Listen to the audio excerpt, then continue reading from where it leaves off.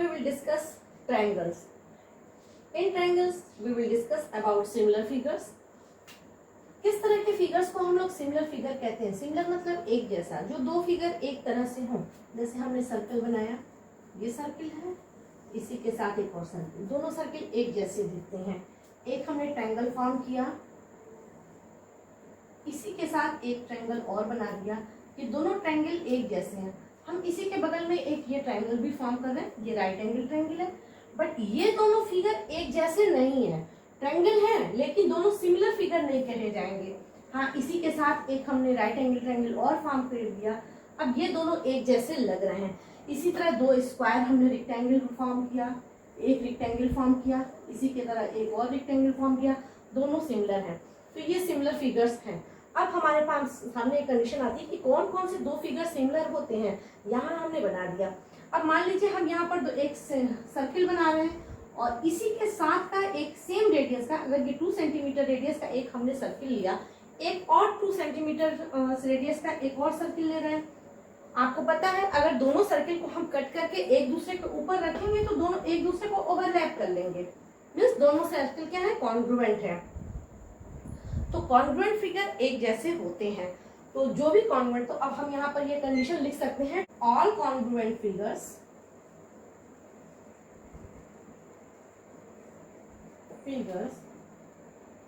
Are similar, but all similar figures need not be, ये जरूरी नहीं है कि हर सिमिलर फिगर कॉन्ग्रुएंट हो। जैसे ये दोनों फिगर सिमिलर एक जैसे हैं, ये दोनों ट्रायंगल एक जैसे हैं, ये दोनों ट्रायंगल सिमिलर हैं, ये दोनों रेक्टेंगल सिमिलर हैं, लेकिन ये दोनों कॉन्ग्रुएंट नहीं है। या और अगर कॉन्ग्रुएंट होते मतलब इसका हम इसी के साथ में एक साइड एक ट्रायंगल और बना देते जिसका लेंथ तीनों साइड सिमिलर हो, ये एंगल हो, तो वहां पर हम कह सकते थे कि दोनों ट्रायंगल क्या है, कॉन्ग्रुएंट है, तो सिमिलर भी हैं। तो आपको ये पॉइंट टेक नोट रखना है, all congruent figures are similar but are similar figures need not be congruent. और यहाँ पर अब हम पॉलीगॉन्स के, हमको ट्रायंगल की कॉन्ग्रुएंसी, सॉरी ट्रायंगल की सिमिलरिटी के बारे में पढ़ना है। तो ट्रायंगल की सिमिलरिटी के बारे में पढ़ने के लिए हमको पॉलीगॉन्स की सिमिलरिटी को जानना है कि दो पॉलीगॉन्स सिमिलर कब होते हैं। तो इसके लिए हम यहाँ पर आपको लिखते हैं, two polygons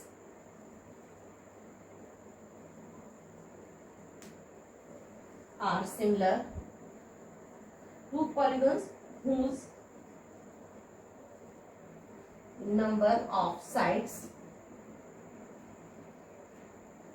whose number of sides are same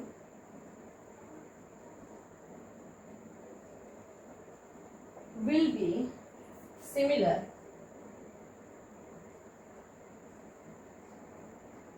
two polygons whose number of sides are same will be similar. First condition, if their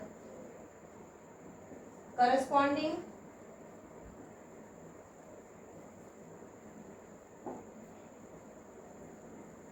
angles are same, so are equal, अगर उनके corresponding angles equal हैं। Second condition है, if their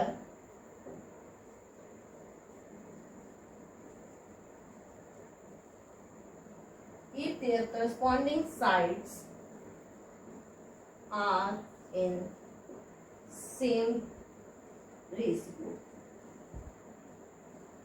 हाँ, ये दो condition को जब ये फुलफिल करता है कोई polygon, two polygons where whose number of sides are same will be similar if their corresponding angles are equal and if their corresponding angles are in same ratio। अगर उनके corresponding sides सेम रेशियो में हो और corresponding angles equal हो, उस condition में दो polygons similar होते हैं।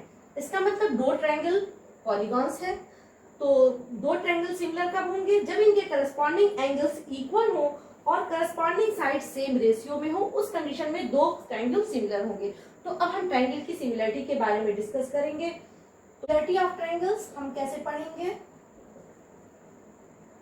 सिमिलरिटी ऑफ ट्रायंगल्स, दो ट्रायंगल्स कब सिमिलर कब होते हैं, triangles are similar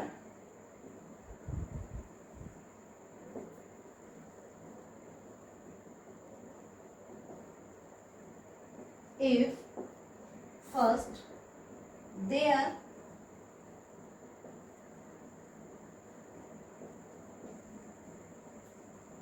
corresponding angles are equal, इनके corresponding angle equal हो, and second their corresponding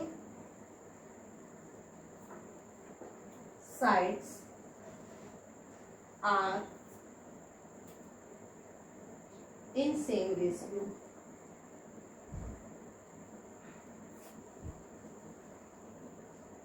इनके करस्पॉन्डिंग साइड सेम रेशियो में हो। अब आप देखिए कि करस्पॉन्डिंग एंगल्स और करस्पॉन्डिंग साइड से हमारा क्या मतलब है। हमने दो ट्रायंगल फॉर्म किया, एक ट्रायंगल ए बी सी और दूसरा ट्रायंगल हमने फॉर्म किया पी क्यू आर। और इसको लिखने का भी एक मेथड होता है। अब अगर एंगल ए एंगल पी के इक्वल है, एंगल बी एंगल क्यू के इक्वल है, हमने यहाँ डबल लाइन से बनाया है, एंगल सी एंगल क्यू के इक्वल है, तो दो ट्रायंगल सिमिलर होंगे। सिमिलरिटी को लिखने के लिए हम इस तरीके से लिखते हैं, triangle A B C is similar to, ये सिमिलरिटी का सिंबल होता है, triangle A B C is similar to triangle. अब हम किस तरीके से लिखेंगे इसको, हमने एंगल्स तो इक्वल लिख दिया है कि ए पी के इक्वल है, बी आर के इक्वल है, तो उसी ऑर्डर में लिखेंगे। एंगल ए के पी के इक्वल है तो यहाँ पी लिखेंगे, बी किसके इक्वल है, आर के इक्वल है, और सी इक्वल है क्यू के। हम इस तरीके से साइड को रिप्रेजेंट करेंगे।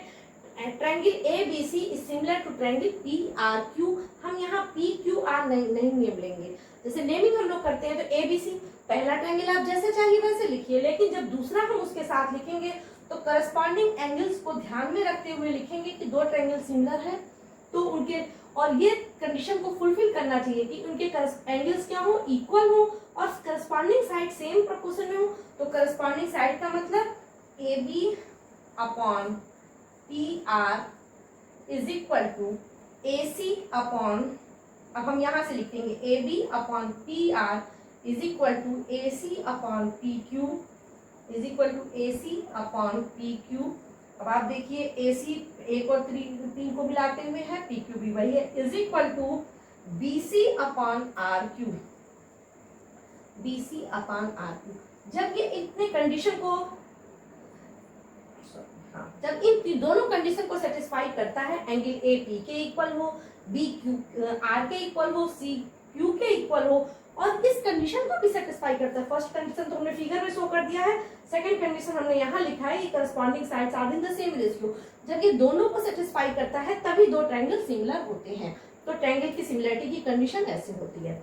अगर हम यहाँ लिख दिए ए बी सी, कभी कभी आपको सिर्फ रेशियो सेम प्रोपोर्शन में दिया जाता है। आगे हम लोग ये पढ़ेंगे कि क्या, जैसे हम लोग कॉन्ग्रुएंसी में पढ़ा है कि दो ट्रायंगल कॉन्ग्रुएंट कब होते हैं, दो ट्रायंगल कॉन्ग्रुएंट होते हैं। कॉन्ग्रुएंसी की हम लोगों ने कई कंडीशन पढ़ी है, अभी हम आगे इसको एक्सप्लेन करते हैं।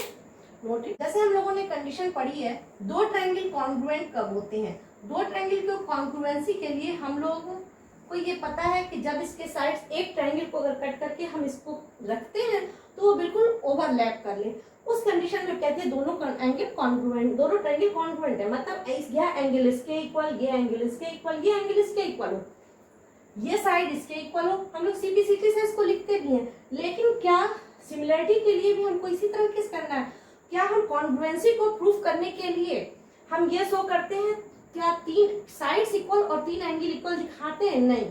हम कॉन्ग्रुएंसी को प्रूफ करने के लिए चार कंडीशन लेते हैं। एक ऐसे यस कॉन्ग्रुएंसी हम लोग प्रूफ करते हैं, दूसरा ए यस ए कॉन्ग्रुएंसी प्रूफ करते हैं, तीसरा S S S congruency proof करते हैं, और एक आर एच एस कॉन्ग्रुएंसी हम लोग प्रूफ करते हैं।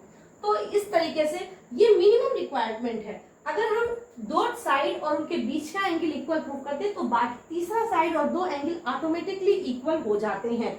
तो ये मिनिमम कंडीशन रिक्वायरमेंट होती है कॉन्ग्रुएंसी को प्रूफ करने के लिए। उसी तरह से अगर दो ट्रायंगल सिमिलर हैं, A B C is similar to P Q R, ये दिया हुआ है triangle A B C, if triangle A B C is similar to triangle P Q R, ये इसके इक्वल सिमिलर है, तो इसको प्रूफ करने के लिए हमको पहला तो प्रूफ करना है angle A is equal to angle P, angle B is equal to angle Q, angle C is equal to angle R, ये हमको शो करना है। तीसरा, इसके साइड सेम प्रोपोर्शन में होने चाहिए, A B upon P Q is equal to B C upon Q R is equal to A C upon P R, ये।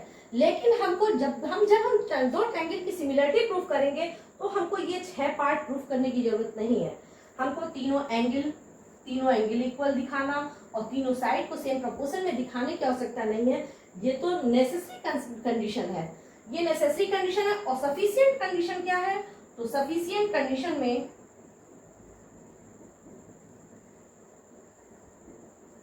आपका ये आ जाता है कि पहला है ए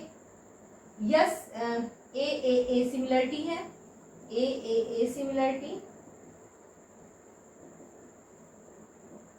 दूसरा है यस सिमिलरिटी, और तीसरा है एस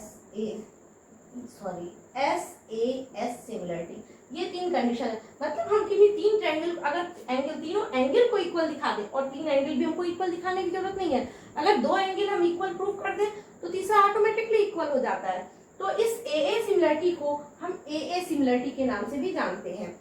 तो मिनिमम कंडीशन ये हो गई। सफिशिएंट कंडीशन क्या है प्रूफ करने के लिए, हम 2 एंगल्स को इक्वल दिखा देंगे या तीनों साइड को सेम प्रोपोर्शन में दिखा दें तो एंगल ऑटोमेटिकली इक्वल हो जाते हैं। इसको हम लोग थ्योरम में पढ़ेंगे।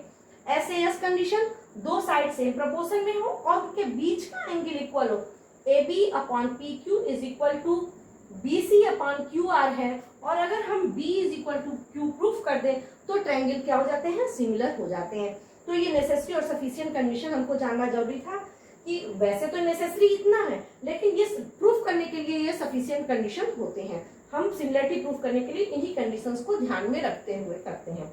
और इसको 2 ट्रायंगल को सिमिलर प्रूफ करने के लिए, इन कंडीशंस को प्रूफ करने के लिए हमको एक थ्योरम की जरूरत पड़ती है। एक थ्योरम है बेसिक प्रोपोर्शनैलिटी थ्योरम, हम आज उसको डिस्कस करेंगे। बेसिक प्रोपोर्शनैलिटी थ्योरम पहले जान लीजिए। If a line is drawn parallel to one side of the triangle to intersect other 2 points, हम इसको फिगर में ड्रा करते चलना। If a line is drawn parallel to one side of the triangle, एक triangle है ABC, हमने एक triangle form किया। कह रहा है if a line is drawn parallel to one side of the triangle, triangle के किसी एक साइड के पैरेलल अगर हम एक ऐसी लाइन ड्रा करें विच intersect the other 2 side in distinct point, जो दोनों दूसरे 2 साइड्स को 2 डिस्टिंक्ट पॉइंट पर कर रहा है, डिवाइड कर रहा है। The other 2 sides are divided in the same ratio, तो जो दोनों साइड्स हैं वो सेम रेशियो में डिवाइड होते हैं। मीन्स यहाँ गिवन है DE is parallel to BC, ये हमने ड्रा किया, किसी एक साइड के पैरेलल एक लाइन ड्रॉ किया है और आपको प्रूफ करना है, ये दिया हुआ है, proof that AD upon BD is equal to AE upon EC या CD। तो अब आपको समझ में आ गया होगा। If a line is drawn parallel to one side of the triangle to intersect the other 2 side in distinct points, the other 2 side are divided in the same ratio, जो दूसरे 2 साइड्स हैं वो सेम रेशियो में divide होते हैं। ये basic proportionality theorem है। इसी थ्योरम को हम थेल्स के नाम से भी जानते हैं, थेल्स थ्योरम। ठीक, अब इस थ्योरम का प्रूफ हम कैसे करते हैं, इसके लिए हमको कंस्ट्रक्शन करना रहता है। अब आप देखिए, हमको AD अपॉन BD निकालना है और AE अपॉन CE निकालना है, इन्हीं दोनों को इक्वल प्रूफ करना है। तो AD अपॉन BD निकालने के लिए हम B से C को ज्वाइन करते हैं और एक बार B से E को ज्वाइन करते हैं। अब हमने ऐसा क्यों लिया, अब हम एक बार ज्वाइन कर दिया, join BC and BE, BDC और बी को हमने ज्वाइन किया। अब हम यहाँ से प्रूफ स्टार्ट करेंगे। हम अपने व्हाइट बोर्ड को दो पार्ट में डिवाइड करेंगे, स्पेस कम है। अब प्रूफ में क्या लिखेंगे, area of triangle ADE upon area of triangle BDE। हम इसको कैलकुलेट करेंगे। अब ADE का एरिया लेंगे तो किसी भी ट्रायंगल का एरिया हम कई तरीके से निकाल सकते हैं। ट्रायंगल का एरिया क्या होता है, परपेंडिकुलर बेस अपॉन हाइट। तो अगर हम बेस इसको लेंगे, हाइट ये हो जाएगा, बेस इसको लेंगे तो हाइट ये हो जाएगा, परपेंडिकुलर अपॉन हाइट इसको लेते हैं। तो अब हम बेस कौन सा लें, हमको चूंकि AD और BD लाना है तो हम बेस AD को लेंगे। तो AD को लेने के लिए हम E से इस पर एक परपेंडिकुलर ड्रा करेंगे EM। ठीक, तो यहाँ हम कंस्ट्रक्शन में बढ़ा दे रहे हैं, EM is perpendicular to AD। ये हो गया। अब हम ADE का एरिया निकालेंगे, half base into height EM हो गया अपॉन। अब हम BDE का एरिया लेंगे तो ये भी वही करेंगे, बेस इंटू हाइट। तो E से ही परपेंडिकुलर ड्रा करेंगे, तो किसी एक पॉइंट से किसी एक लाइन पर एक ही परपेंडिकुलर ड्रा किया जा सकता है, तो वह भी EM ही होगा। ये हो जाएगा हाफ BD इंटू EM। अब EM कैंसिल हो गया और ये इज इक्वल टू आ गया AD अपॉन BD। इसको इक्वेशन नंबर 1 हमने लिख दिया। अब हमको AE और CE निकालना है, तो इसको निकालने के लिए फिर हम निकालेंगे area of ADE upon area of, अब हम CDE लेंगे, एरिया ऑफ CDE। तो अब एक हमने कहा किसी एक ट्रायंगल का एरिया हम जिस भी तरीके से निकाले सेम आता है। हमने बेस इसको लिया था तो परपेंडिकुलर ये था। अब हम बेस AE को लेंगे तो परपेंडिकुलर हमारा यहाँ से परपेंडिकुलर हो जाएगा DN। हम इसको इसमें कर देंगे, DN is perpendicular to AE। ये बढ़ गया। तो अब हम यहाँ लिखेंगे हाफ बेस हो जाएगा AE और हाइट हो जाएगा DN अपॉन हाफ। अब CDE का एरिया, तो CDE का भी एरिया निकालने के लिए हमने बेस C को लिया और हाइट लेंगे तो DN ही हो जाएगा। तो हाफ CE इंटू DN, ये DN कैंसिल हो जाएगा और ये आ जाएगा AE upon CE। Equation number 2। अब आप देखिए हमको जो प्रूफ करना है, AD upon BD is equal to AE upon CE। इसी लिखिए या C सेम चीज है C। अगर आप राइट हैंड साइड को ध्यान दें तो AD अपॉन BD यहाँ भी आया है और AC अपॉन CE यहाँ भी आया है। इन्हीं दोनों को हमें इक्वल प्रूफ करना है। इसका मतलब अगर लेफ्ट हैंड साइड इक्वल हो जाए तो राइट हैंड साइड भी इक्वल हो जाएगा। तो अब हम लेफ्ट हैंड साइड को देखेंगे तो लेफ्ट हैंड साइड में area of ADE, area of AD, numerator तो दोनों का सेम है, हाँ डिनोमिनेटर डिफरेंट है। Area of BDE is equal और एरिया ऑफ CD, अगर ये दोनों सेम हो जाएं तो लेफ्ट हैंड साइड भी इक्वल हो जाएगा और जब लेफ्ट हैंड साइड इक्वल हो जाएगा तो right hand side automatically equal हो जाएगा। अब इसके लिए अब आप यहाँ आइए, देखिए कि ये दोनों लाइन पैरेलल है। अब हमको किसका किसका एरिया, BDE का और CDE का एरिया इक्वल प्रूफ करना है। तो BDE का एरिया और CDE का एरिया, तो दो पैरेलल लाइंस के बीच में एक ही बेस पर दो ट्रायंगल बने हुए हैं। Here BDE and CDE be two triangles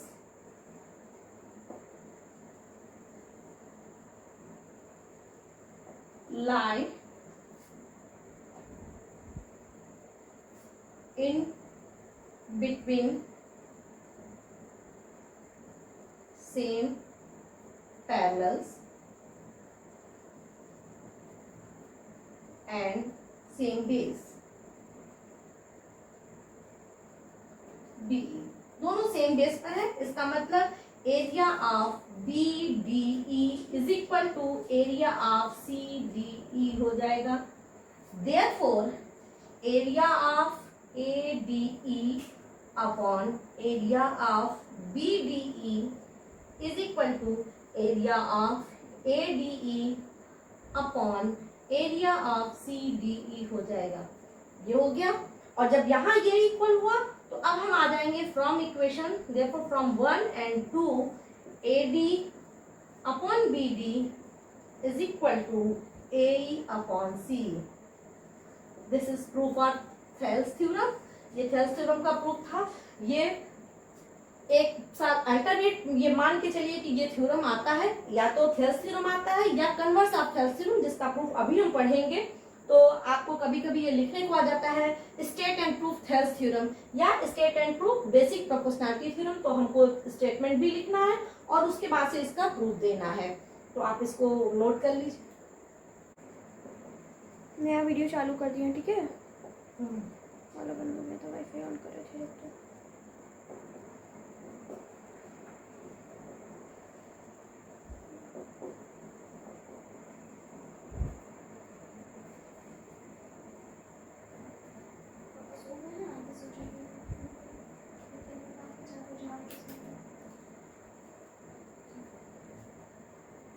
start. Converse of Thales theorem. Theorem ये है, if a line divides any two sides of the triangle in the same ratio. Thales theorem क्या था, और प्रूफ करना है then the line is parallel to the third side. अगर किसी triangle को एक लाइन दो सेम रेशियो में डिवाइड करता है, मींस यहां पर गिवन क्या है, यहां पर गिवन है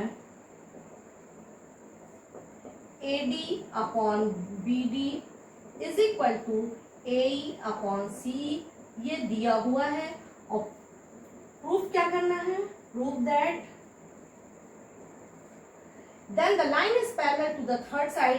यह अगर कोई लाइन किसी ट्रायंगल के दो साइड को सेम रेशियो में डिवाइड करता है तो वो थर्ड साइड के पैरेलल होगा। तो हमें प्रूफ करना है DE is parallel to BC, DE BC के पैरेलल होगा। जब भी हम किसी थ्योरम का प्रूफ कन्वर्स प्रूफ करते हैं तो इसका मतलब हम थ्योरम ऑलरेडी पढ़ चुके हैं और थ्योरम का प्रूफ जानते हैं। तो इसका मतलब कन्वर्स थेल्स थ्योरम है। अगर किसी, तो हम यहाँ पर इसको प्रूफ करने के लिए कंट्राडिक्शन मेथड यूज करेंगे। हम प्रूफ करने के लिए क्या करेंगे, हम ये सपोज कर लेते हैं let DE is not parallel to, let DE is not parallel to BC। D BC के पैरेलल नहीं है। अब अगर D BC के पैरेलल नहीं है तो हम BC के पैरेलल एक लाइन ड्रा कर सकते हैं। तो हमने BC के पैरेलल एक लाइन ड्रॉ कर दिया DE डैश, देन ड्रॉ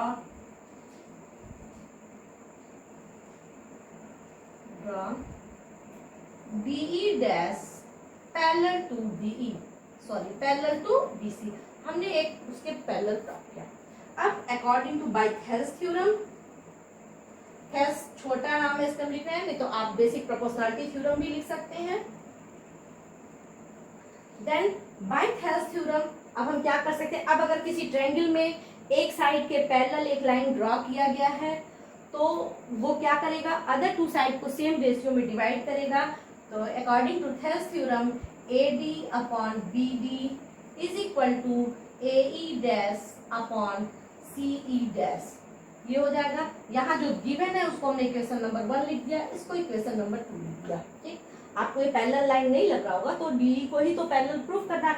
ये तो हमने सपोज किया है कि DE BC के पैरेलल नहीं है, तो हम एक पैरेलल लाइन ड्रॉ कर सकते हैं। अब AB अपॉन B ये हो गया। आपको ये दिया गया है AD upon BD is equal to AE upon CE, और हमने ये प्रूफ कर दिया AD upon BD is equal to AE। इस मीन्स फ्रॉम 1 and 2, इसका मतलब इक्वेशन नंबर 1 और 2 से क्या हमको रिजल्ट आया, हमको रिजल्ट आ गया AE upon CE is equal to AE dash upon CE dash. ठीक, अब हम एक काम कर सकते हैं, इन दोनों साइड में 1 को ऐड कर दें, AE upon CE plus 1 is equal to AE dash upon CE dash plus 1। अब यहां से हमारे पास क्या रिजल्ट आएगा, AE plus CE upon CE is equal to AE dash plus CE dash upon CE dash. अब आप देखिए AE plus CE is equal to, हम लिख सकते हैं AC upon CE is equal to AE dash plus CE dash, AE dash plus CE dash, ये भी आपका AC हो जाएगा अपॉन CE डैश। ये कैंसिल हो गया और यहां से मेरे पास रिजल्ट आ गया CE is equal to CE dash. इसका मतलब CE CE डैश के इक्वल है। ये कब पॉसिबल है? CE CE डैश के इक्वल कब होगा? जब E डैश पॉइंट E पर आ जाए। किसी भी कंडीशन में अगर E E डैश पर आता है तो भी ये ऑलरेडी पैरेलल है, या ये इसके आ जाते। कहने का मतलब when it is possible, only when it is possible, only when E and E dash coincide। ये जब दोनों एक दूसरे को कोइंसाइड करेंगे, therefore it means BE is parallel to BC। BE BC के पैरेलल हो जाएगा। ये कन्वर्स ऑफ थेल्स थ्योरम है। Now question number first of exercise 6.2 6.1 fill in the blanks है। और हम लोगों ने अभी जब डिस्कस किया था तो उसी समय में हम लोगों ने सिमिलर फिगर्स के बारे में पूछा है, तो हम लोगों ने उस सारे क्वेश्चंस को डिस्कस कर लिया है। तो फाइंड EC, आपको EC निकालना है और ये दिया हुआ है BE is parallel to, it is given that BE is parallel to BC। तो अब हम अगर DE BC के पैरेलल है तो हम लिखेंगे by Thales theorem.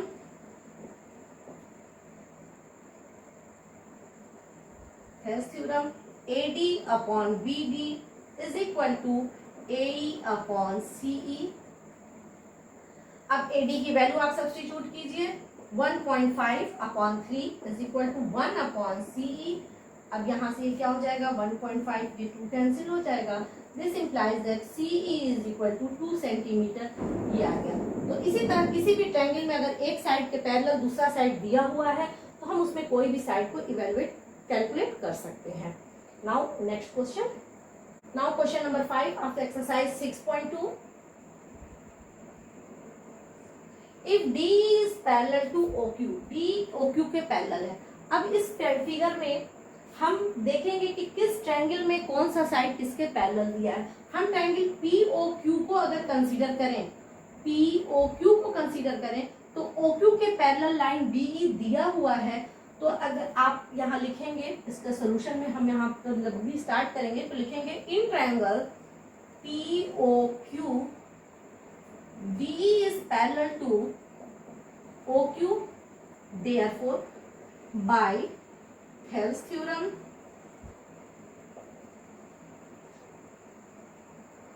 Thales theorem से क्या हो जाएगा? अगर किसी एक साइड के पैरेलल एक लाइन ड्रा करते हैं तो वो अदर टू साइड को सेम रेशियो में डिवाइड करता है। Means PE upon EQ is equal to PD upon DO। Equation number 1 हो गया। अब आप देखिए दिया हुआ है DF is parallel to OR। DF OR के पैरेलल है, तो अब हम कौन सा ट्रायंगल लेंगे? POR को कंसीडर करेंगे। देयरफॉर इन ट्रायंगल POR में क्या दिया हुआ है? Given that DF is parallel to OR। Then फिर again by Thales theorem,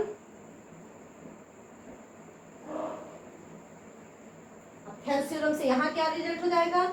PD upon DO, यहाँ वैसे लिख दें PF upon FR, PF upon FR is equal to PD upon DO। ये हो गया इक्वेशन नंबर 2। आपको प्रूफ करना है EF is parallel to QR, EF is parallel to QR proof करना है। अब आप देखिए दोनों इक्वेशन को अगर हम ध्यान दें तो लिखा है PD upon DO is equal to PE upon EQ, और PD अपॉन DO ही इसके इक्वल है। तो फ्रॉम 1 and 2 अब हम यहाँ लिख सकते हैं from 1 and 2 PE upon EQ is equal to PF upon FR। ये इसके इक्वल है। अब आप किस ट्रायंगल को ध्यान देंगे? अब हमारे पास ये रिजल्ट आ गया PE upon EQ is equal to PF upon FR। तो अब हम बड़े ट्रायंगल PQR को लेंगे। PQR में देखिए दो साइड्स सेम प्रोपोर्शन में है, इसका मतलब E और F को ज्वाइन करने वाला जो लाइन है वो थर्ड साइड के पैरेलल होगा। और ये किस रिजल्ट से होगा? Therefore by converse of Thales theorem, converse of Thales theorem EF is parallel to Q R. तो अब आगे क्वेश्चंस हमको इसी तरीके से मिले कि कोई जरूरी नहीं है कि हमको एक सिंपल सा ट्रायंगल मिले और उसमें एक साइड के पैरेलल एक लाइन ड्रॉ किया गया है और वो दो पार्ट में डिवाइड कर रहा है। अब देखिए इसी में हमको कई ट्रायंगल देखे, हमको एक ट्रायंगल इधर से मिला, एक ट्रायंगल इधर से मिला, फिर हम बड़े ट्रायंगल पर आ गए। तो आप इसी तरीके से क्वेश्चंस को करेंगे।